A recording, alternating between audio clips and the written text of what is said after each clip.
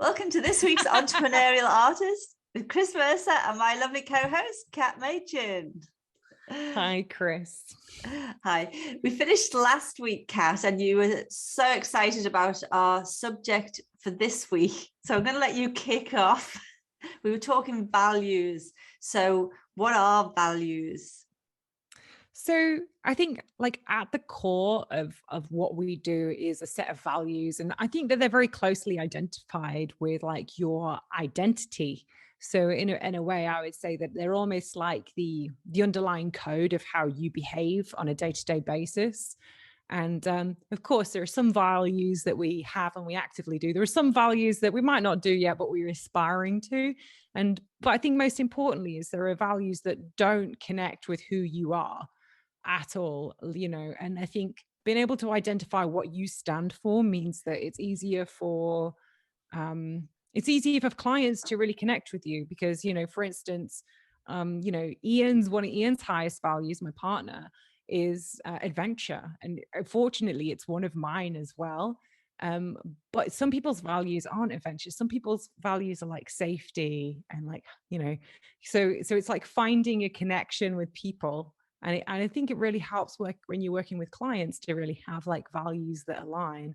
So why do you think values are important, Chris?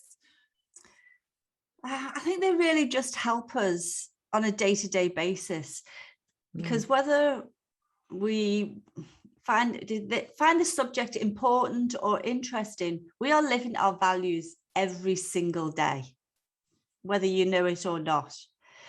So it's for us to actually discover what they are. We can use them to motivate ourselves. We can use them to talk to our clients, because when we know our values and the values of our clients, then we can speak the same language as them. And I think that's what you were talking about there, Yeah, Kat. that's like with true. you, the spacey thing, you can really connect your values to your clients. That's right. And because even when you talk about like a specific area, like space, for instance, like different people like space for different reasons, right? Some people like space because it's like, the final frontier. It's like this sense of adventure. Some people really like, space because actually it's the contemplation of, something greater, and this idea of, that there's something bigger than us. Whether or not you believe in anything spiritual or not, it's something that even science is like, wow. It gives that sense of, I'm trying to think of the word, but I'm not religious, but I find kind of spirituality amongst the stars kind of thing. Some people like the stars because it's just like the sheer scale of it, and it gives people that humility kind of vibe. When you think about like how small we are in relative. So, but, and especially when you are trying, because ultimately art is about communicating to someone, what's in here. And I think being able to really accurately identify your values helps you communicate and get it out there. Would you agree with that? Yeah, because when you're I'm going back to the sales thing again, because we are talking business things. But when you're talking to your clients, you can talk to them about maybe the spiritual side of space art, or maybe the just the vastness of the universe. And actually, as you do, I'm not even going to attempt this, the nebula and the black hole and the thing, Well done. you're into all of that, so you can actually communicate those things with your clients. So you are talking to them on the same level as them. You're talking to their values when you talk to them. That's their interest. Yeah. This is what they spend their time doing. And when it comes to running a business and even like having a team, like how do values play into that for you, Chris? With running a business, well, you can use it in your sales, with how you speak to your clients, because one of my values, I'll tell you my values. My values are growth. Growth, got them written down here from the top of my head. Growth, personal development, happiness, and family. Ah. So I suppose my art is happy art, but my family and the decor and creating a happy home is like, I love furniture. You know, I can browse around furniture shops till the cows come home. So speaking to people about furniture, about art, about making your home a beautiful space for your family is a high value for me. And I probably attract people who that's their high value for them as well. I agree with that. It does. It brings the right people to you. And I think also in the terms of like if you're working with a team, you know, I hire on the values and I fire on the values. Like, so we all like all of my values are like written. Actually, my whole team, we all write them together. In fact, I think I only wrote one of these. The rest are from my team. So I've got we strive to achieve great things. We aim for efficiency and proficiency in all that we do. We face any roadblock, it's a bit of a tongue twister, with grace, courage, and as a team, we commit to making a positive impact to the community. We are committed to do what we say we'll do. We strive to be happy individually as a company and affect happiness across the universe. We prioritize taking good care of our mental and physical health. We put high regard on honor in what we do. We speak truthfully and respectfully to achieve a common goal, and we work together towards consistent and income generating initiative for the company. I didn't even write that one. That's not even mine. Yeah, that's lovely that your team came up with those things for your business.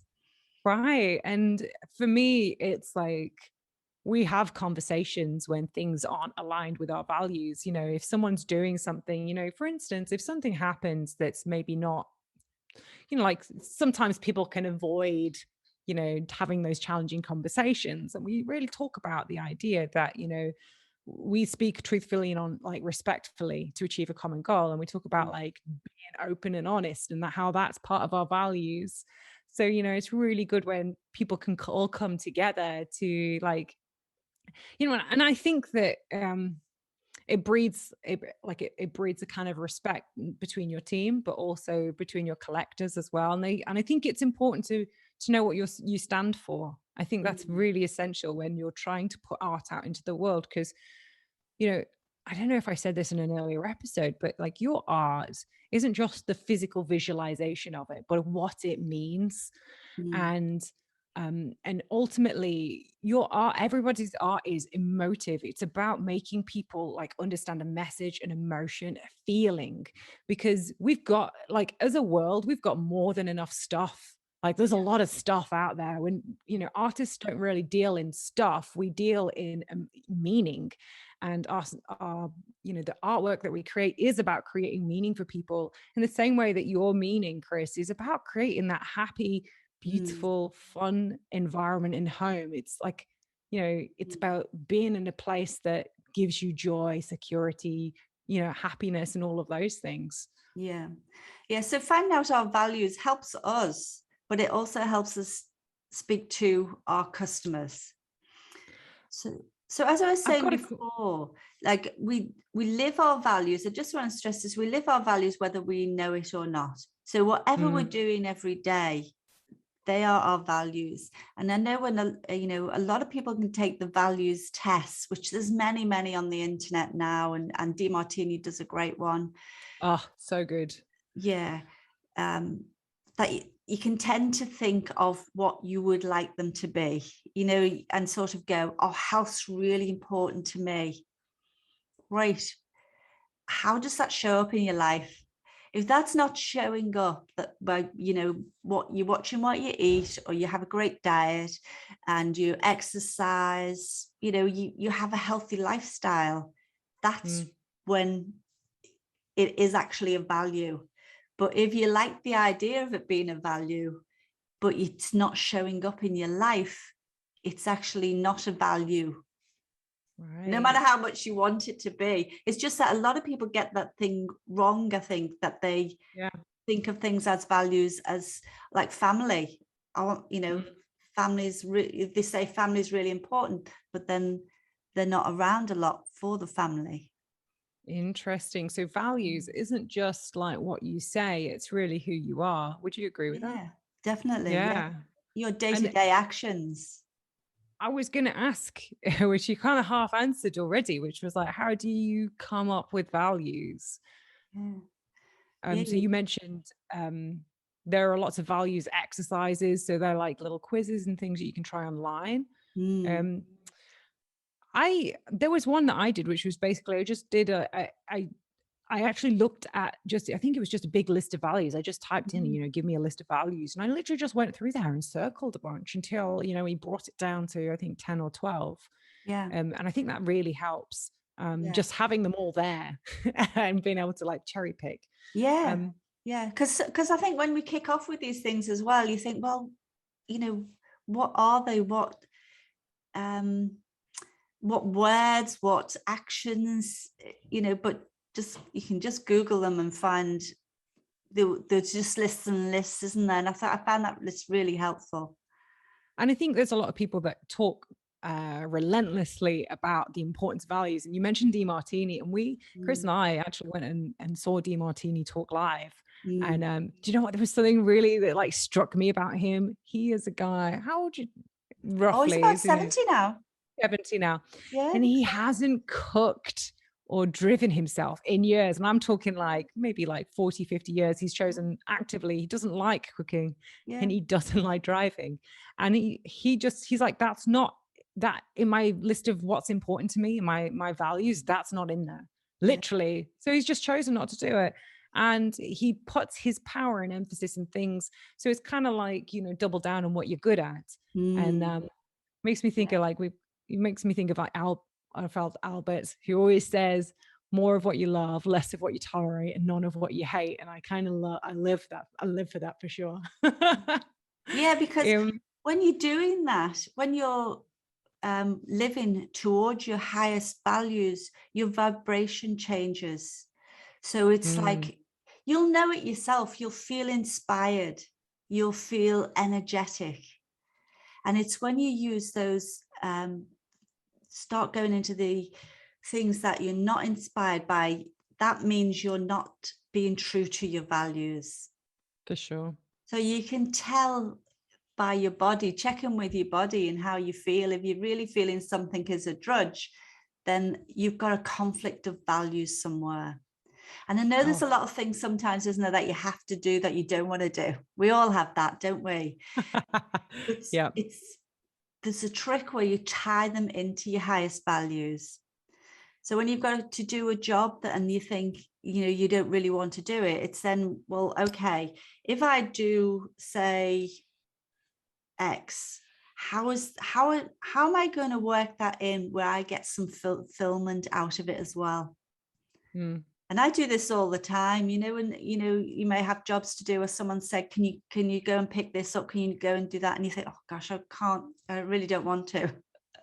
But you think, okay, well, what could I do on the way? Or how can I make it so I'm going to enjoy it? So say, for example, I've been asked to pick something up and I think that's disrupted my day, but I want to help. But it's like, I've got my scooter and I think I hardly get out on it. So it's like, oh, I could think, well, if I go out on my scooter, then I'm getting to have a little ride on that.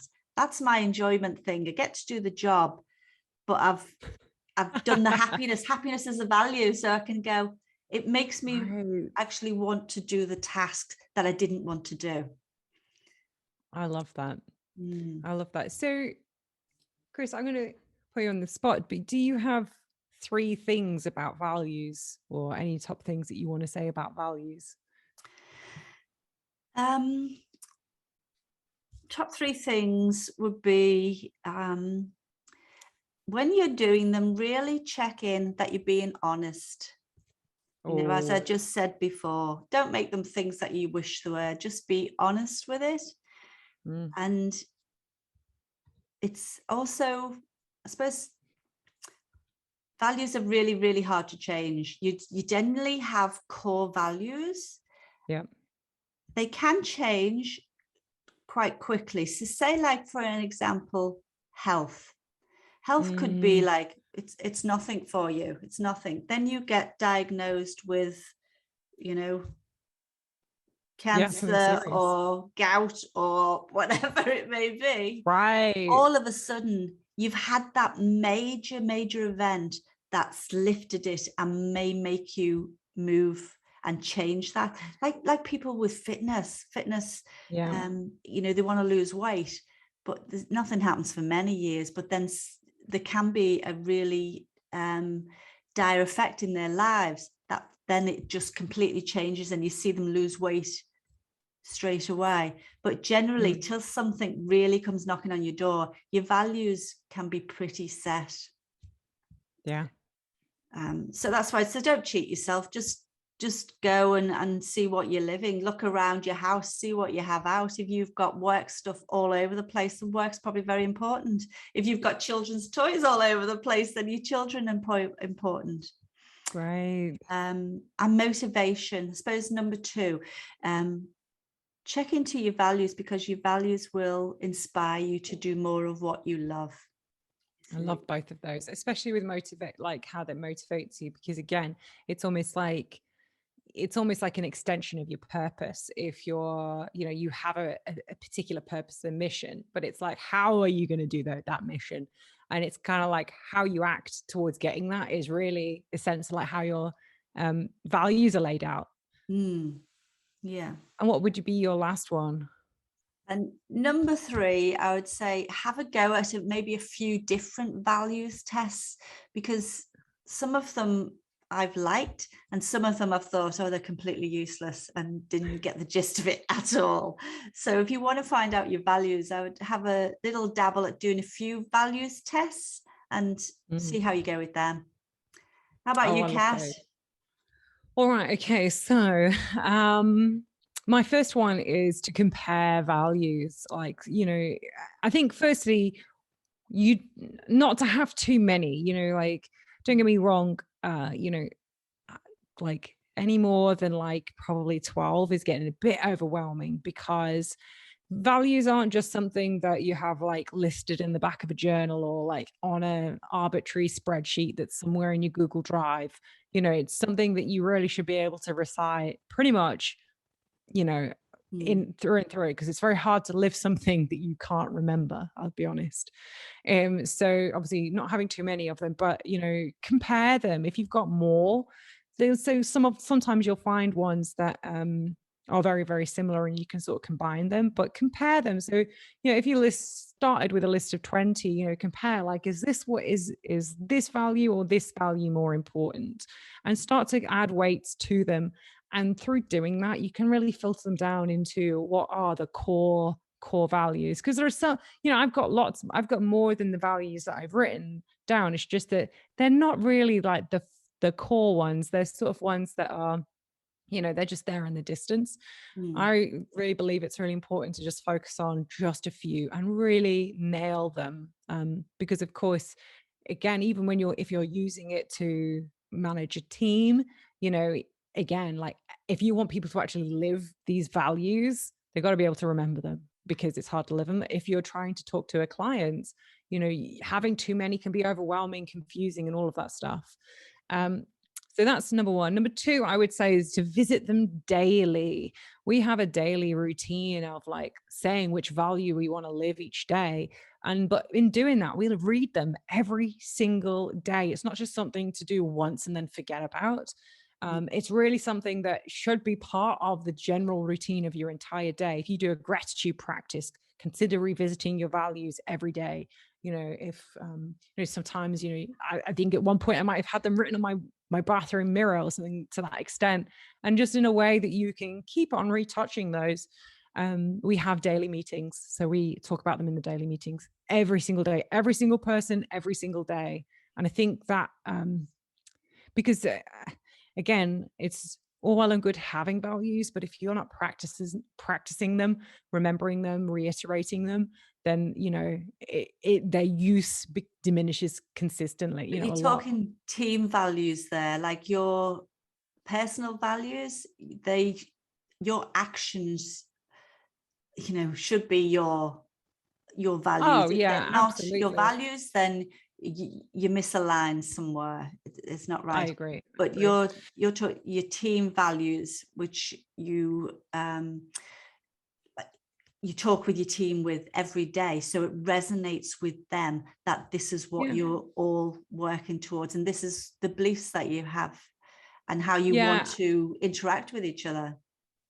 100%. And I think also for me, even when I'm talking to my clients, like all my posts pretty much, like they have almost all of them are themed in and around our values. So like even when we talk to our clients and we have this consistent messaging, like a lot of the values are really the underpinnings of most of the posts that we do. Then and that's on even a daily thing, just with talking to clients. I think that the other thing I wanted to say is that it takes a bit of time, in the same way as purpose. It takes time to really get them right, because it's not something that just, you know, springs out there and is always perfect. It can be a little bit of an iterative thing. Like sometimes you'll settle on something, but you kind of, you know, it's not quite perfect, but you'll just see how it sits with you. But once you do nail the ones that you've got, they're pretty much there for good. I mean, and that's my experience. It might take a while to get to that point, and you know, and that's okay. And I think lastly, just look everywhere for inspiration. You know, Chris, you just said like try lots of different quizzes. I think that's such an amazing idea. But also, like, in addition, you know, look at what other people's values are.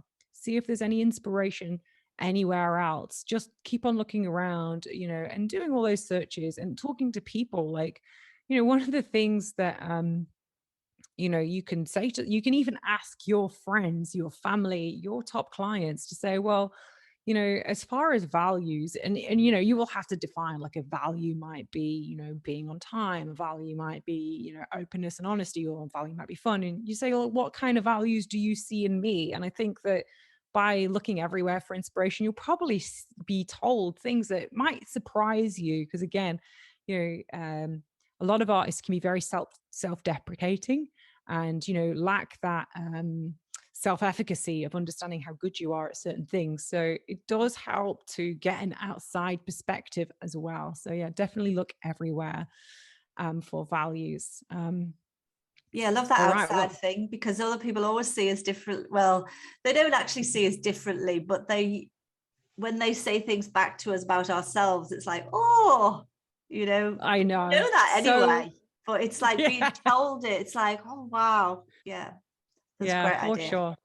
Yeah. All right. Well, if you are listening, I would love to know what values are important to you.